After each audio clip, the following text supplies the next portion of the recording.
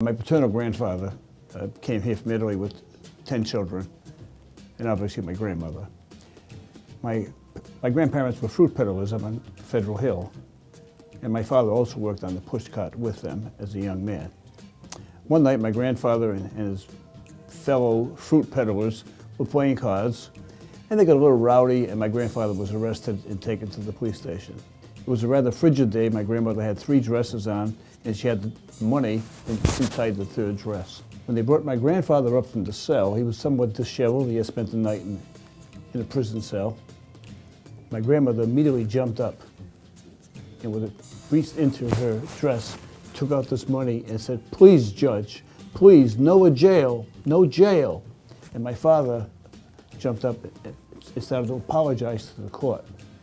And the judge immediately sat him down and says, "Young man, have your mother sit down and explain to her what I'm going to tell you."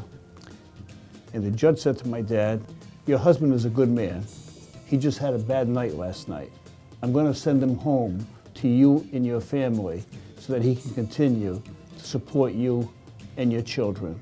Don't be too harsh on him." My father was so impressed by that to the day he died, he told a story about this great judge that took care of his father. That had such a profound impact on my dad that it influenced me.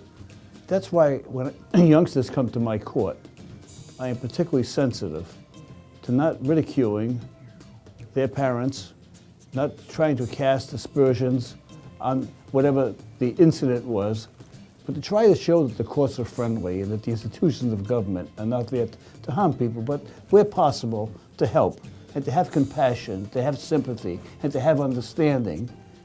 And to this day, I always think of that story, particularly when youngsters come to the court.